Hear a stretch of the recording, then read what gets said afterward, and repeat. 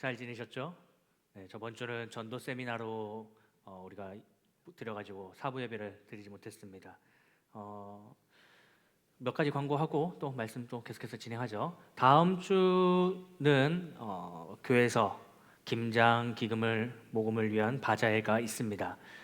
그래서 점심 식사는 여전도회에서 음식 판매로 바자회 판매로 진행됩니다. 여러분들 우리 선교나 뭐 또 수련회나 이런 부분에서 참 많은 도움을 줬는데 우리도 또 사랑하는 마음을 가지고 점심을 그날은 사 먹도록 하죠. 좀 어려우신 분들이 있다면 저한테 조용히 찾아오세요. 그러면은 제가 조용히 기도해 드리겠습니다. 사주는 거는 조금 어려울 수도 있으니까 다 올 것 같아가지고 하여튼 그렇게 하고요. 저번 주에 우리가 전도 세미나 있었다는데 오른손 한번 들어보시면 제가 한 번 더 못 오신 분들을 위해서 어떻게 하는지 알려드리겠습니다. 한번 오른손 한번 들어보실까요? 우리가 전도에 대해서 저번 주에 어떻게 배웠냐? 첫 번째가 작정, 두 번째가 기도, 세 번째가 사귐, 네 번째가 초청, 마지막이 열매는 하나님께. 이거 접는 건 아닙니다. 왜냐하면 이거는 내가 하는 게 아니기 때문에. 이 앞에 네 가지 작정, 기도, 사귐, 초청까지는 내가 하는 거고 마지막에 이 열매에 대해서는 누구한테 맡기는 거죠? 하나님께 맡기는 겁니다. 그래서 작정, 사귐, 작정, 기도, 사귐, 초청 이렇게 네 가지 우리가 하는 겁니다. 그래서 우리가 지금 작정 했죠? 그럼 이제 두 번째로 해야 될 게 뭐죠? 기도입니다. 기도. 그리고 기도하고 계속해서 그 사람들을 위해서 기도한 다음에 그 다음에 해야 될 게 만나는 겁니다. 그 사람들과 만나고 교제를 나누고 우리가 저번 주에 배웠던 걸로는 3번 차 마시고 3번 밥 먹고 3번 작은 선물하자 이렇게 했는데 굳이 그렇게까지 다 지킬 필요는 없습니다. 차 마시고 밥 먹고 선물을 나눠주고 뭘 해도 좋습니다. 만나는 시간들을 가지고 그 다음에 초청 우리 모임에서는 셀에서 아니면 우리 가정에서 그리고 교회로 이렇게 초청하는 방법들이 있는데 어떤 것도 좋습니다. 여러분들 교회로 그리고 여러분들이 그렇게 하나님의 복음을 전할 수 있도록 여러분 한 사람 한 사람이 또 작정하고 기도하고 사귀고 초청하는 그런 일에 힘쓴다고 한다면 그 뒤의 일들은 하나님께서 분명히 도우실 줄로 믿습니다. 그러니까 그런 은혜를 가지고 여러분들이 작정한 그 한 영혼 한 영혼들 놓고 꼭 기도해 주시기 바라고 우리 각 예배 때마다 계속해서 그리고 사부 예배 때마다도 기도하며 나가도록 하겠습니다. 왜냐하면 10월 한 달은 이 작정한 영혼들을 위해서 기도하는 달로 준비하고 있기 때문에 계속해서 기도하면서 또 준비하면서 이 영혼들이 하나님의 자리로 나가도록 계속해서 기도하며 나가겠습니다. 자, 그럼 우리 말씀 한번 볼까요? 오늘 말씀은 룻기입니다. 룻기. 오늘 말씀은 룻기. 이제 창세기부터 사사기까지의 역사적인 시간이 쭉 흘렀고 그 다음에 이제 룻기에 대해서 나오는데 룻기는 사사기 시대에 일어났던 한 사건, 한 인물, 한 가정이 일어난 일들을 담은 본문이 말씀이 룻기입니다. 그래서 룻기는 굉장히 짧은 4장까지의 내용으로 진행되고 있고 그 룻기 안에서 여러 가지 이야기를 통해서 하나님의 일들이 진행이 됩니다. 근데 룻기의 좀 특별한 모습 아니면 룻기에서 좀 나타나는 모습 중에 거의 룻기에서만 나타나는 것 같아요. 그것이 뭐냐면 하나님이 직접 임재하셔서 어떤 일을 진행하시거나 혹은 하나님이 어떤 사람에게 은혜를 부어셔서 일이 진행되거나 이런 모습이 이 본문 안에 한 번도 나타나지 않습니다. 룻기 안에서는 우리가 흔히 생각하면 하나님의 일들이 진행된다고 한다면 어떤 하나님이 직접 막 와가지고 종혁아 해라 이렇게 하는 거 혹은 하나님 성령이 갑자기 기름 부어가지고 은혜를 받아서 그 사람이 하나님 일을 감당하거나 이렇게라고 생각하는데 룻기에서는 그런 모습이 한 번도 나타나지 않습니다. 오히려 룻기에서는 하나님이라는 그 이름이 거의 나타나지 않을 정도로 한 번, 두 번 언급이 그것도 하나님이 직접 임재하셨다 이게 아니라 그냥 말로 대화하는 중에 나타날 정도로 하나님에 대한 언급이 거의 없는 본문이 룻기입니다. 지금 이렇게 이야기하면은 왜 그렇게밖에 안 되는데 성경에 들어가 있는가? 라는 생각을 분명히 할 수 있지만, 그거는 우리가 좀 더 말씀을 보면서 이것들은 우리가 해결하도록 하고, 룻기는 그래서 우리가 말씀을 보면서 하나님의 언급이 없는, 그리고 하나님의 일들이 진행되지 않는 그런 상황들, 어떻게 보면 우리의 현실과도 같은 그런 모습 가운데서 어떻게 하나님의 일들이 진행되는가, 그것들을 좀 바라볼 수 있으면 좋겠습니다. 그러니까 우리의 현실, 우리의 인생, 우리의 삶에서 어떤 하나님의 은혜를 우리가 누리고 그 안에서 하나님의 일들이 진행되는가, 그것들을 좀 발견하는 말씀이 오늘 룻기였으면 좋겠습니다. 그래서 이 룻기를 바라보면서 하나님의 임재 혹은 하나님의 역사, 하나님의 살아계심이 실제로 느껴지지 않는다 할지라도 하나님의 일들이 분명히 진행되고 있다라는 것들을 꼭 깨닫고 나아가시기를 소망합니다. 그러면 오늘 룻기를 말씀 보면서 이제 어떤 일들이 일어났고 어떤 일들이 진행되는지 좀 보도록 하죠. 룻기 1장 1절에서 2절의 말씀 보겠습니다. 룻기 1장 1절에서 2절 말씀 같이 한번 읽어볼까요? 자, 시작. 지리하던 때에 그 땅에 흉년이 드니라. 유다 베들레헴에 한 사람이 거류하였는데 그 사람의 이름은 엘리멜렉이요 그의 아내의 이름은 나오미요 그의 두 아들의 이름은 말론과 기리온이니 유다 베들레헴 에브랏 사람들이더라. 그들이 모압 지방에 들어가서 거기 살더니. 아멘. 이제 룻기의 시작되는 말씀입니다. 룻기의 시작. 사사시대 때 쓰여진, 사사시대 때 이루어진 일이라고 표현하면서 시작되고, 이 사사기가 진행되는 그 역사 가운데서 이 유대 베들레헴의 한 사람, 한 가정이 있습니다. 그 가정은 누구냐면 엘리멜렉과 나오미의 가정입니다. 엘리멜렉과 나오미의 가정. 이름 좀 기억해 주세요. 엘리멜렉, 나오미. 알겠죠? 엘리멜렉, 나오미. 이 두 이름은 좀 기억해 주셨으면 좋겠습니다. 왜냐하면 이 뒤에 좀 이야기를 더 해줄게요. 왜 그런지. 이 엘리멜렉과 나오미의 가정이 흉년을 경험하게 됩니다. 특별히 이스라엘 땅에 흉년이 들게 되자 그 흉년을 피하기 위해서 어디로 가냐? 모압 지방으로 갑니다. 모압. 이 모압이라는 땅은 이스라엘 입장에서는 이방 땅입니다. 이방 민족이 사는 지역. 이방 민족이 사는 지역에 이주를 하게 됩니다. 뭐 때문에? 흉년이 들어서 먹고 사는 문제가 해결이 되지 않았기 때문에 그 먹고 사는 문제 때문에 모압 지방으로, 이방 지역으로 이동하죠. 그러니까 한번 생각해 보면 그동안 창세기부터 사사기까지의 말씀을 보면서 한번 생각해 본다고 한다면 이스라엘 민족이 이방 민족과 함께하는 것, 이방 민족의 지역으로 이주하는 것, 이방 민족과 연합하는 것을 하나님이 어떻게 했나요? 철저하게 금지시켰습니다. 철저하게 막았어요. 그건 절대 안 된다. 그건 이루어질 수 없는 일이다. 그렇게 하지 마라. 근데 그 이유가 뭐였죠? 그 민족과 함께 하다 보면 우상 문제가 들어올 수 있기 때문에 철저하게 하나님이 그것을 막습니다. 근데 오늘 엘리멜렉과 나오미의 가정은 어떻게 하죠? 흉년이 들자 첨언하는 게 모압 지방으로 이주를 해버립니다. 모압 지방으로 이주를 해버려요. 근데 이게 참 슬픈 게 뭐냐면 엘리멜렉 아까 이야기했죠? 엘리멜렉과 나오미. 엘리멜렉 꼭 기억해달라 그랬잖아요. 엘리멜렉이라는 사람의 이름의 뜻이 무엇이냐면 하나님은 왕이시다 라는 뜻입니다. 엘리멜렉이라는 사람의 이름의 뜻이 하나님은 왕이시다 라고 하는 뜻을 갖고 있어요. 그러니까 이스라엘 민족의 이름의 뜻은 뭐냐면 그 사람의 삶에 대해서 이야기하는 거예요. 그 사람이 이런 모습으로 살아가야 된다. 그러면 하나님은 왕이시다라는 것을 고백하고 그것을 따라가야 되는 그 엘리멜렉이라는 사람이 어떻게 했죠?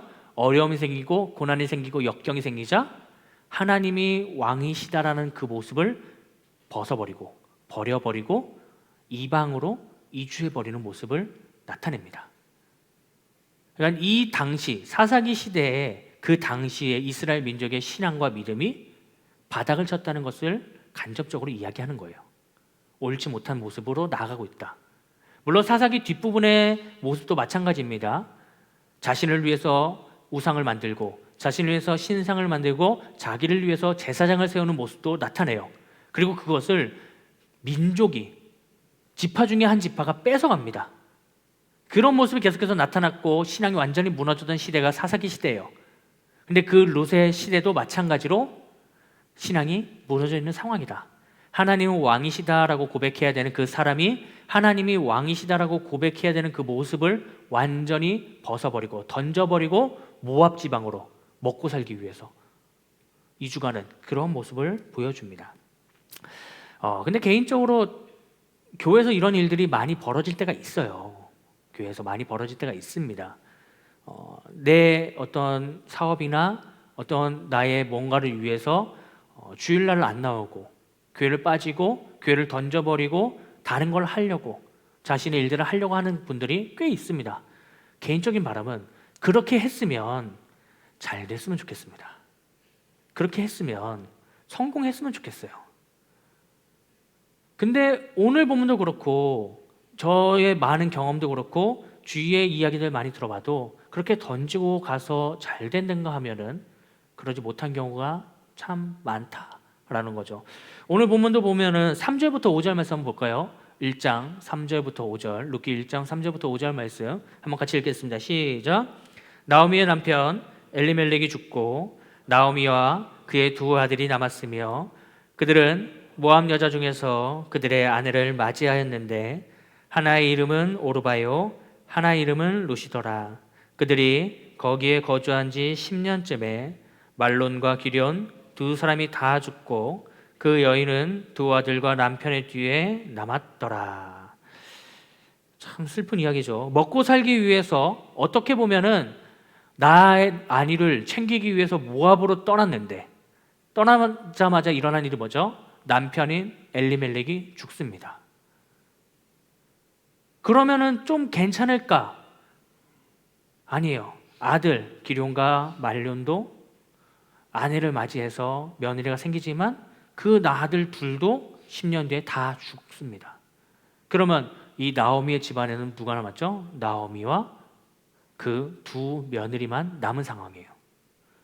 이 시대는 농경사회입니다. 그러다 보니까 여자들만 있어서는 생활을 유지하기가 굉장히 어려운 시대예요.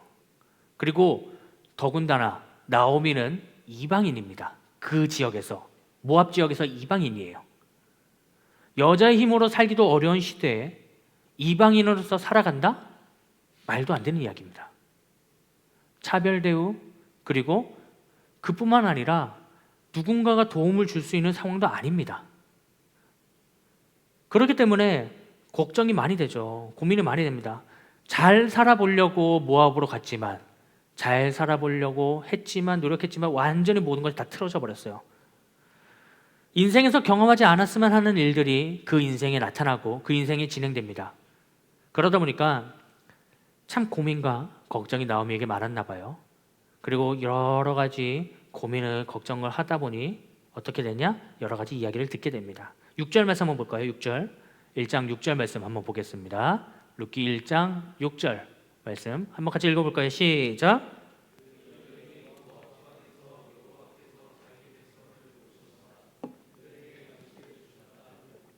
이에 두 며느리와 함께 일어나 모압 지방에서 돌아오려 하여 이렇게 참 고민하고 나아가다 보니까 은혜의 말씀이 한 개 들립니다. 뭐냐면 이스라엘 지역이 다시 회복됐다라는 말을 했습니다. 이스라엘 지역이 다시 회복됐다. 그래서 먹을 것이 있다. 그러면 이제 나오미는 어떻게 하는 거죠? 돌아가면은 그래도 어떻게든 나의 주위에 친척들, 이웃들이 있기 때문에 먹고 살 수 있는 문제가 해결될 거다라는 생각을 해요. 그래가지고 돌아오려고 합니다. 근데 돌아오려고 하다 보니까 눈에 밟히는 사람들이 있어요. 누구죠? 두 명의 며느리입니다. 첫째 며느리와 둘째 며느리가 눈에 밟힙니다. 근데 데리고 가는 게 쉬울까요? 어려울까요? 데려가는 게 쉽지 않습니다. 왜냐하면 그 여인들은, 며느리들은 이스라엘 사람들이 아니었어요. 모압 사람들이었어요. 그러다 보니까 이스라엘로 되돌아간다라고 한다면 그 며느리들이 오히려 이제 뭐가 되죠? 이방인이 됩니다. 그 땅에서. 근데 오히려 다른 민족들보다 이스라엘 민족이 더 폐쇄적입니다. 하나님의 말씀을 붙잡고 나아가야 되는 민족이기 때문에 더 폐쇄적이고 더 보수적인 모습을 가지고 있어요. 그러다 보니까 외부에서 온 이방인들에 대한 차별 이런 것들은 굉장히 심한 모습을 가집니다. 그렇기 때문에 이 며느리들이 그냥 따라온다. 그 말로만 따라오는 게 아니죠. 따라오면은 그 나오미도 부양해야 될 거 아니에요. 며느리가 자기 삶도 유지하기 힘든데 나오미도 부양해야 되는 상황입니다. 그러니까 이방 여인으로서 이거는 너무나 힘들다. 그래서 너네 집으로 돌아가라. 각자의 집으로 이제 돌아가라. 나 괜찮다. 나는 가면은 어떻게든 먹고 살 수 있다. 그러니까 너희들은 돌아가라 라고 합니다. 근데 14절에 어떻게 이야기하는지 볼까요? 룻기 1장 14절 같이 한번 읽어볼까요? 시작. 그들이 소리를 높여 다시 울더니 오르바는 그의 시어머니에게 입맞추되 룻은 그를 붙쫓았더라. 오르바는 첫째 며느리입니다. 그래서 첫째 며느리는 울면서 이렇게 자신의 집으로 돌아가고, 둘째 며느리는 룻은 아닙니다. 나는 어머니를 따라가겠습니다 하면서 따라갑니다. 여러분들이 결혼을 안 했지만 그래도 많이 듣는 이야기들이 있죠. 시어머니와 아내의 관계는 좋을까요? 안 좋을까요? 모릅니까? 대부분 좋지 않습니다. 대부분 좋지 않아요. 왜냐하면 시댁하고 친정하고의 느낌은 완전히 다르기 때문이죠. 근데 나오미는 룻의 누구죠? 시어머니입니다. 그러니까 원래 같으면 관계가 굉장히 불편한 그런 상황이에요. 근데 뭔가 관계가 되게 좋았나 봐요. 울면서 첫째 며느리도 떠나가기 싫어하고 둘째 며느리도 붙잡고 따라간다라고 하는 그런 이야기를 합니다. 근데 이 관계가 굉장히 저는 멋있습니다. 오늘 본문, 아까 우리 읽었던 본문, 오늘 주제의 본문을 한번 읽어볼까요? 16절 17절 말씀 한번 같이 읽겠습니다. 시작. 룻이 이르되 내게 어머니를 떠나며 어머니를 따르지 말고 돌아가라 강권하지 마옵소서. 어머니께서 가시는 곳에 나도 가고 어머니께서 머무시는 곳에서 나도 머물겠나이다. 어머니의 백성이 나의 백성이 되고 어머니의 하나님이 나의 하나님이 되시리니 어머니께서 죽으시는 곳에서 나도 죽어 거기 묻힐 것이라. 만일 내가 죽는 일 외에 어머니를 떠나면 여호와께서 내게 벌을 내리시고 더 내리시기를 원하나이다 하는지라. 아멘. 참 룻이 믿음의 고백을 합니다. 난 어머니 따라가겠다. 난 이방 족속이 맞다. 이방 민족이 맞고 이방 여인이 맞지만, 이방 사람이 맞지만 어머니를 따라가면서 내가 어머니의 하나님을 섬기겠다. 이 모압에서 섬기던 신 내가 다 벗어버리고 어머니의 하나님을 섬기며 어머니를 부양하며 나가겠다. 엄청난 고백입니다. 내가 차별받겠다라고 이야기하는 거예요. 나 차별받아도 괜찮다. 나 어려움 당하면 괜찮다. 나 힘들어도 괜찮다. 내게 이득이 없고 내게 정말 어떻게 보면 유익이 하나도 없는 그런 삶이지만 나는 그 삶을 택하겠다 라고 하는 고백이 지금 방금 했던 말씀의 고백입니다. 이 룻의 고백은 대단한 고백이에요. 여러분 한번 잘 생각해 봐요. 여러분이 갑자기 어디 다른 나라에 이주를 한다고 생각해 보세요. 말도 안 통하는 곳, 이야기도 안 되는 곳에 간다고 생각해 보세요. 믿음으로 간다라고 이야기할 수 있습니까? 예전에 저희 학교 서울신대에서 한 선교사님이 오셔가지고 막 설교하다가 중간에 그런 얘기를 했습니다. 여기서 분명히 은혜 받은 사람들이 있을 겁니다. 하나님께서 여러분에게 선교지로 나간다 그러면 믿음으로 기쁨으로 나가시겠습니까? 아멘이 있었을까요? 없었을까요? 지금 이 상황과 마찬가지입니다. 아멘이 절대 없습니다. 여러분 근데 한번 생각해 보세요. 하나님이 만약에 여러분에게 아무런 것도 알 수 없는 아프리카로 떠나라. 떠날 수 있습니까? 쉽지 않죠? 쉽지 않습니다. 지금 이 상황은 마찬가지예요. 자신에게 이득이 될 수도 없고, 그리고 자신은 고통과 고난과 역경의 길로만 걸어갈 수밖에 없는 상황이 주어져요. 그럼에도 불구하고 어떻게 한다는 거죠? 내가 어머니를 따라가겠다. 믿음으로 고백합니다. 여러분들에게 정말 이런 믿음의 고백이 나타날 수 있기를 간절히 소망합니다. 물론 하나님이 여러분들에게 아프리카로 떠나라는 이야기는 거의 하지 않으실 거예요. 그렇지만 여러분 한 사람 한 사람마다 또 합당한 어떤 하나님의 일들을 부어 주실 텐데 그 일에 믿음으로 아멘하며 고백하는 한 사람 한 사람이 되기를 소망합니다.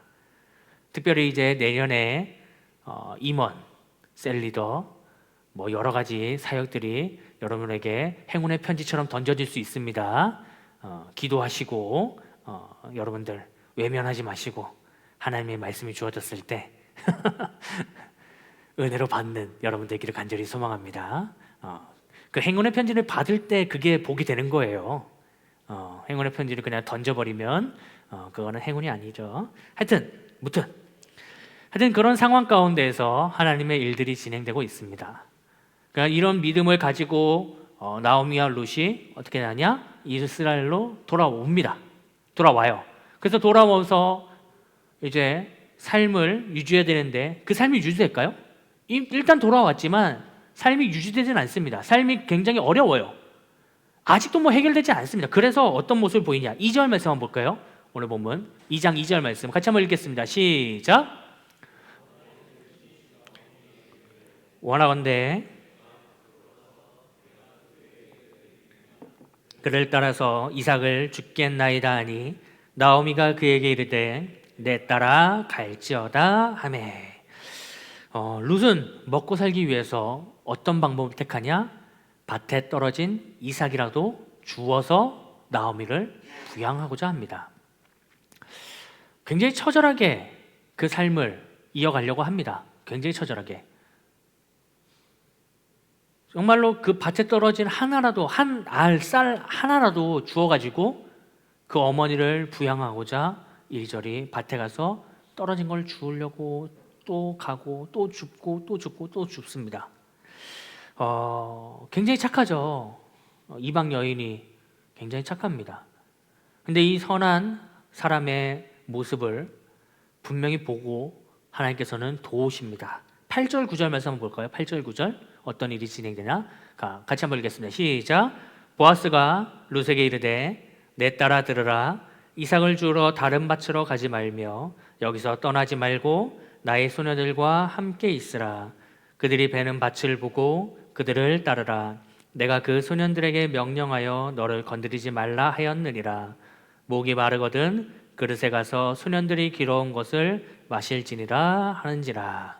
아멘. 이삭을 줍다가 이렇게 계속 주우려고 하고 또 주우려고 하고 또 계속 줍다 보니까 한 사람의 밭에 가게 됩니다. 그 사람의 이름이 뭐냐면 보아스입니다. 보아스. 근데 이 보아스의 밭에 가서 이삭을 줍는 모습을 보니 보아스가 보니까 딱하잖아요. 그리고 이게 큰 지역이 아니다 보니까 다들 알잖아요. 이 사람이 어떤 사람인가, 어디서 왔나 이런 걸 대부분 안다. 여러분들이 서울 사람이라서 이걸 이해 못하지 시골 사람이 저는 이해를 합니다. 왜냐하면 저희 동네에 누가 이사를 왔다. 그럼 다 압니다. 이미 소문이 다 퍼져요.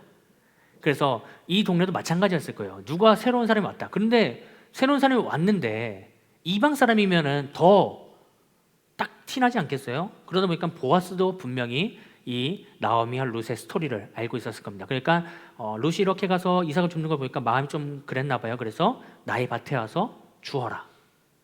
그리고 주우라 그러면서 어떻게 하냐? 그 자신의 종들에게 그 쌀 좀 더 땅에 떨궈줘라. 그 우리가 추수한 거 그냥 다 가져가지 말고 또 땅에 떨궈줘라. 그리고 먹을 것도 여기 먹고 마실 것도 먹어라. 마셔라. 이렇게 하면서 모르겠어요. 설교 준비하다 보니까 이거 플러팅 아닌가 생각도 들고 보아스가 룻에게 플러팅하는 거 아닌가 생각도 그리고 그래서 이거 하여튼 그래요. 연애하려면 이렇게 해야 되나 본가. 네. 너무 그러지 마요. 하여튼 참 이런 모습을 보이면서 하나님의 도우심이 그 가운데 임합니다. 그래서 나오미와 룻 그 가운데 참 생활을 유지할 수 있는 수단이 생깁니다.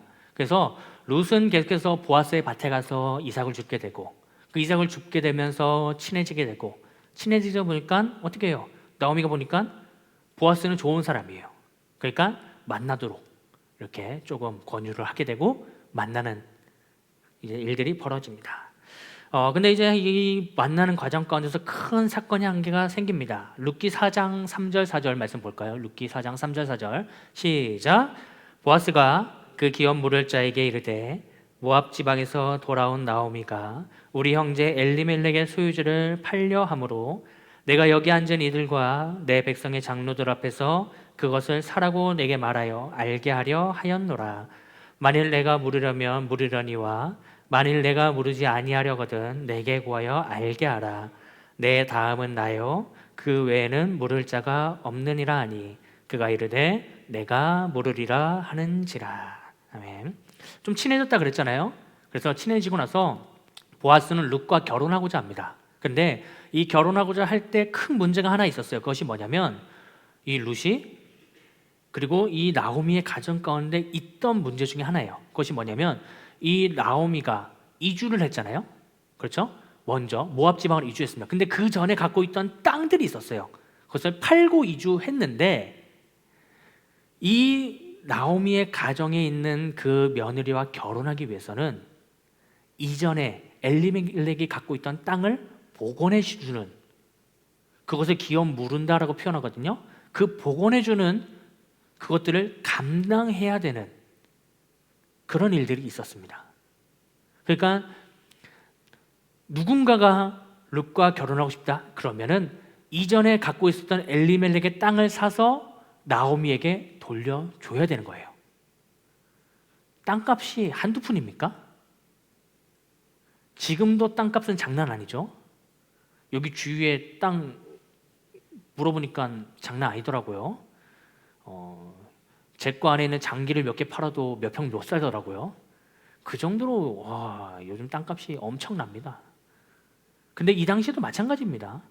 땅값이란 거는 만만치 않아요. 그러니까 그래서 이 나오미와 가장 가까운 친척이 멀리 갔다가 돌아오는 길에 보아스가 물어봅니다. 나 이제 룻과 결혼하고 싶은데 당신이 가장 가까운 친척입니다. 당신 기업을 물을 겁니까? 그 땅을 사서 나오미에게 돌려줄 겁니까? 부담되잖아요. 바로 거절합니다. 노, 싫다. 그러니까 보아스는 그것을 듣고 바로 나는 그 땅을 사서 기업을 물려주겠다 라고 하면서 결혼을 하게 됩니다. 그리고 나서 이제 그 결혼하고 나서 이제 어떤 일이 벌어지냐, 나중에 찾아보세요. 그 뒤에 후손을 낳고 낳아서 누가 나오냐? 다윗이 나오게 됩니다. 보아스와 룻의 가정의 후손 막 쭉 내려가다 보면 결국에는 다윗이 나타나는 그런 일들이 벌어지고요. 그리고 마태복음에 족보가 나오는데 그 족보의 밑에서 쭉 또 이어가다 보면 누가 나오냐? 예수님이 나오게 됩니다. 엄청난 일들이 벌어지죠. 근데 왜 이런 일이 벌어졌냐? 이 룻기의 지금까지 스토리를 이야기했어요. 룻기의 스토리. 근데 룻에서는 아까도 앞에서 이야기했지만 하나님이 직접적으로 나타나시거나 하나님이 어떤 은혜를 주셔가지고 누군가에게 은혜를 주셔서 일이 진행되지 않는다고 했어요. 근데 하나님의 일들이 계속해서 진행되고 있고 하나님의 일들이 이루어지고 있는 모습을 보입니다. 근데 그게 왜 그러냐? 이 룻기를 관통하는 하나의 사상이 있습니다. 히브리어로 헤세드라고 해요. 헤세드. 히브리어로 헤세드라고 하는 사상입니다. 이 룻기에서 헤세드라고 하는 이 단어가 룻기를 관통하는 단어입니다. 이 헤세드라는 단어의 뜻이 뭐냐면 인자, 자비, 사랑 이런 뜻을 갖고 있습니다. 인자, 자비, 사랑. 그것은 뭐냐면 이 헤세드라고 하는 것은 인자, 자비, 사랑의 모습으로 누군가를 사랑하고 섬기고 나아간다고 한다면 그 일들이 하나님의 은혜를 나타내는 모습이다. 그러니까 율법에서 중요한 게 있어요. 무엇이냐면 율법은 하나님 사랑과 이웃 사랑을 이야기합니다. 하나님 사랑, 이웃 사랑. 헤세드 사상도 마찬가지예요. 하나님의 사랑을 받았다고 한다면 내가 이웃들에게 사랑을 똑같이 나눠줘야 되는 그런 모습을 이야기해요. 그래서 단적인 예로 무엇을 이야기하냐면 율법 가운데 있어요. 추수를 해야 될 때 온 밭을 다 추수하지 않습니다. 10분의 1을 남겨두어요. 그 남겨두는 이유가 뭐냐면 이렇게 먹고 살기 어려운 사람들, 가난한 사람들 혹은 나그네들 이런 사람들을 위해서 그 사람들을 먹으라고 놔둡니다. 과수원도 마찬가지입니다. 10분의 1을 남겨두어요. 먹으라고. 그리고 실제로 이스라엘의 시장에서는 그날 팔고 남은 것들이 있다고 한다면 시장 중간으로 먹을 것들을 모아둡니다. 그래서 그 모아둔 것은 그렇게 어려운 사람들이 자연스럽게 먹고 가져갈 수 있도록 시장 중간 한 곳에 모아두면서 헤세드의 사상을 실천합니다. 그러니까 우리가 한번 생각해 보면은 우리는 이윤을 생각하기 위해서 밭을 추수한다라고 한다면 어떻게 하죠? 바닥에 있는 것까지 다 끌어모아가지고 추수하지 않습니까? 근데 하나님을 실제로 따르는 사람들은 그런 여유를 조금씩 놔둬야 된다는 거예요. 누군가를 사랑하고 돕기 위해서.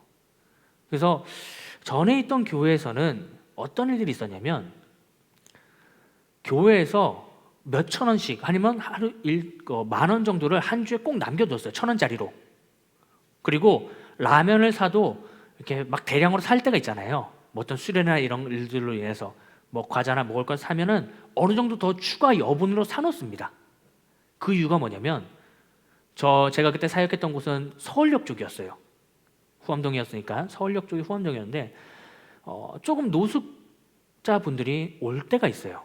와서 좀 먹을 것 좀 달라, 아니면 돈 좀 달라 라고 요구할 때가 있어요. 그러면 그때 주기 위해서 라면이라도 아니면 맥심이라도 아니면 1,000원짜리라도 이렇게 주려고 이렇게 좀 놔뒀던, 목사님이 그렇게 얘기하셔가지고 그렇게 놔뒀던 그런 일들이 있습니다. 근데 생각을 해보면 그것이 우리가 할 수 있는 헤세드의 기본적인 모습 아닌가 라는 생각을 합니다.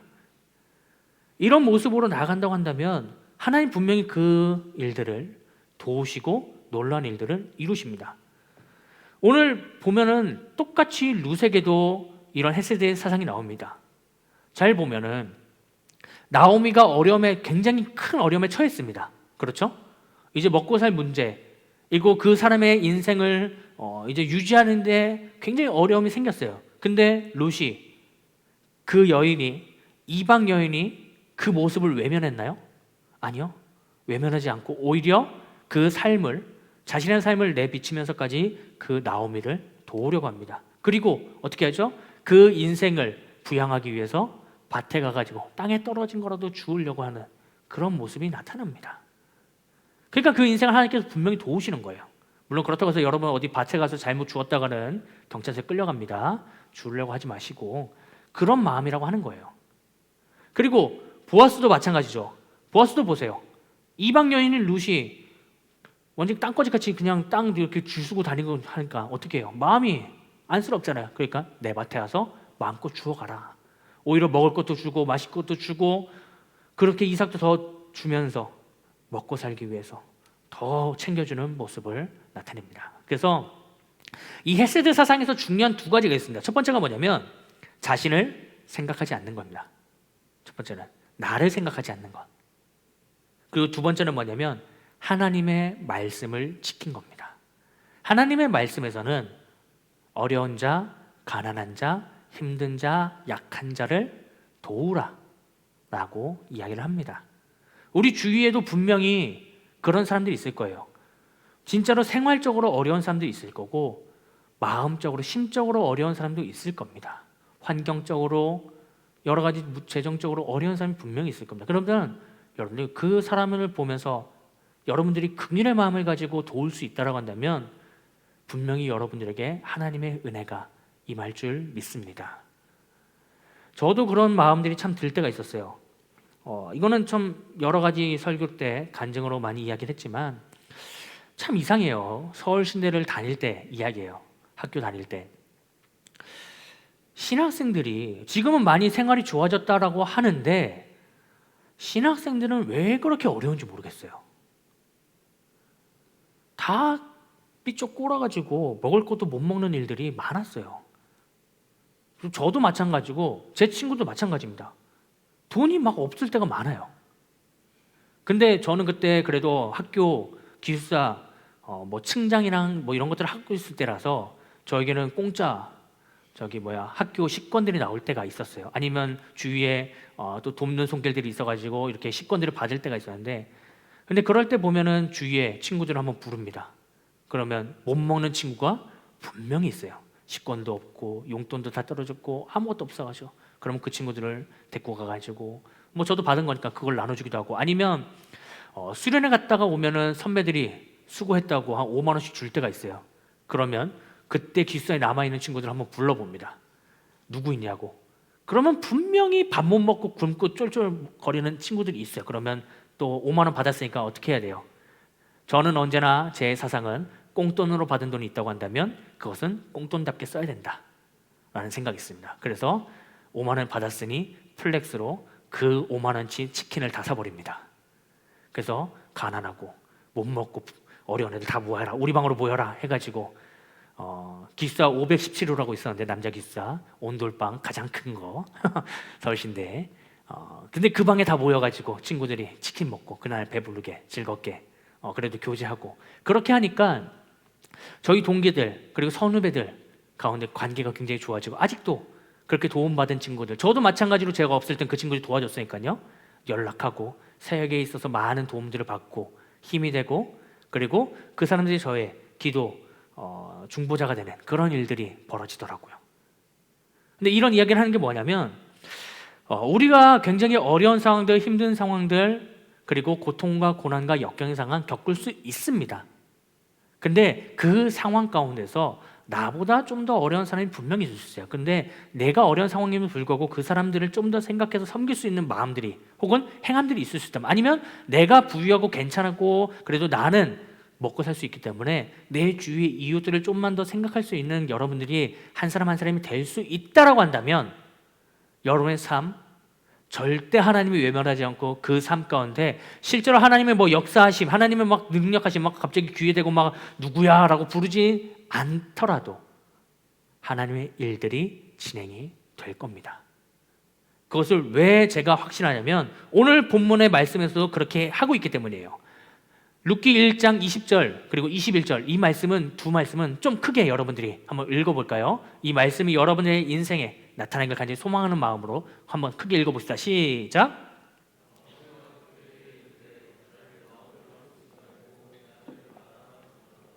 이는 전능자가 나를 심히 괴롭게 하셨음이니라. 내가 풍족하게 나갔더니 내게 비어 돌아오게 하셨느니라. 여호와께서 나를 징벌하셨고 전능자가 나를 괴롭게 하셨거늘 너희가 어찌 나를 나옴이라 부르느냐 하니라. 아멘. 이 말씀이 뭐냐면, 엘리멜렉과 그 자신의 자녀들이 다 죽고 나서 나오미가 룻과 함께 이스라엘로 돌아온 다음에 사람들에게 했던 이야기예요. 나오미가 자신을 나오미라 부르지 말고 마라라고 부르라고 합니다. 마라. 근데 이 마라라고 하는 뜻은 우리가 흔히 하는 뜻과 똑같습니다. 비슷해요. 고통, 고난, 쓴, 이런 뜻을 갖고 있어요. 히브리어로 마라라는 뜻이 비슷하죠? 우리가 흔히 하는 뜻과. 근데 이 마라라고 부르라고 합니다. 근데 원래 나오미의 뜻이 뭐냐면 나의 기쁨, 나의 즐거움, 이런 뜻을 갖고 있습니다.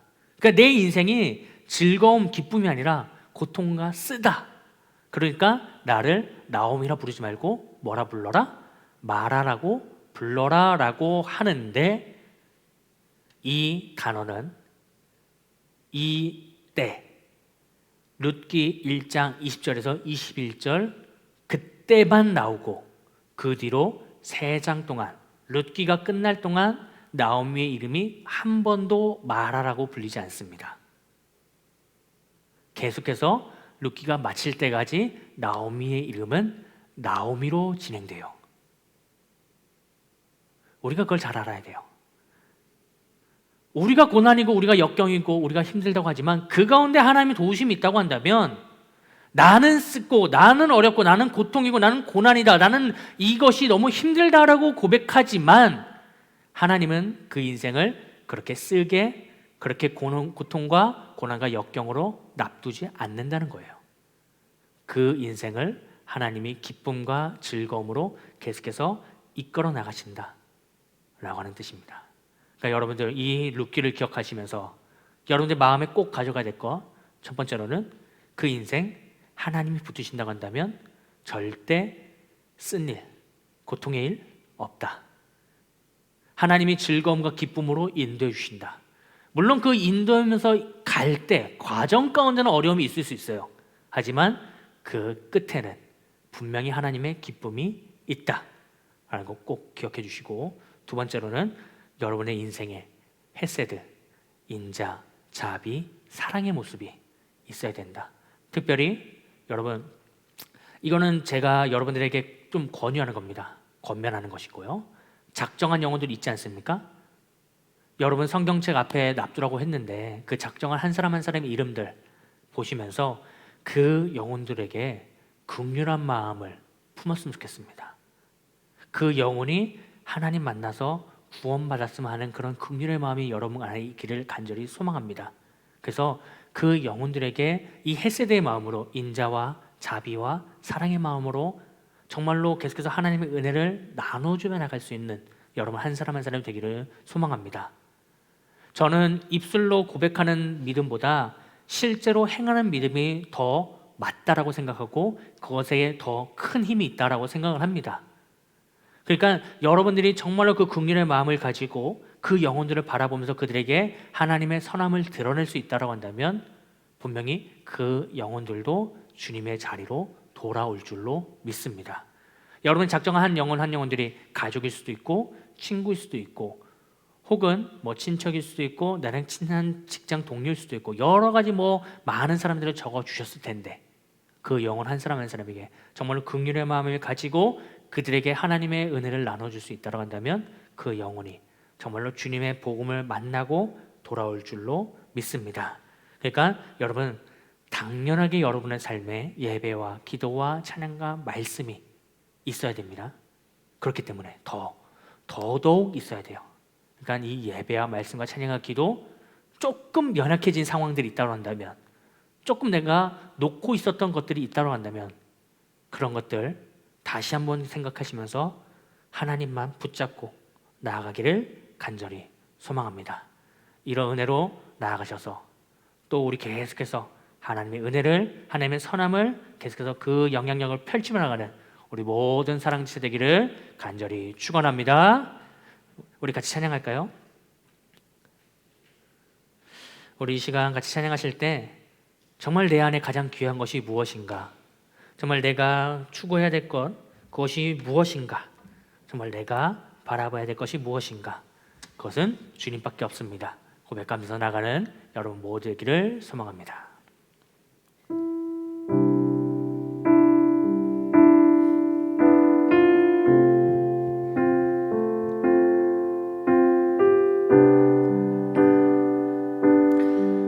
우리 같이 할까요? 내 안에 가장 귀한 것, 내 안에 가장 귀한 것,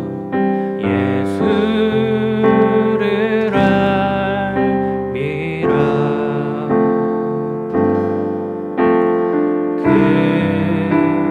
금보다 더 귀한 것, 예수를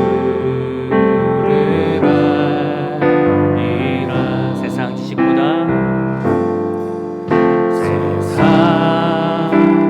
지식보다 귀한 것, 예수를 알미라.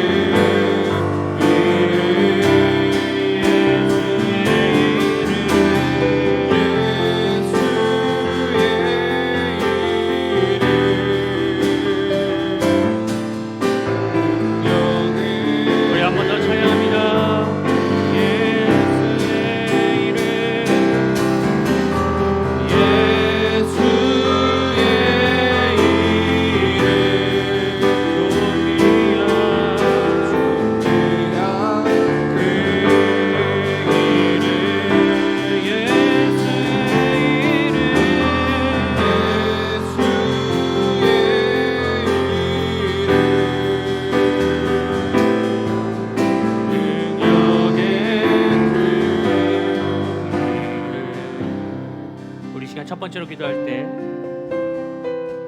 우리 말씀을 기억하면서 기도합시다. 하나님, 우리의 인생을 분명히 하나님께서 기쁨으로 즐거움으로 인도하실 줄 믿습니다. 우리가 흔들리지 않고 믿음의 길을 걸어가도록 주님 붙들어 주시옵소서. 또한 그뿐만 아니라 우리의 마음 가운데 하나님의 헤세드, 인자와 자비와 사랑의 모습이 우리 가운데 있기를 소망하오니 하나님 은혜로 우리를 붙들어 주시옵소서라고 우리 이 시간 주여 한번 외치고 같이 기도하며 나가도록 하겠습니다. 주여.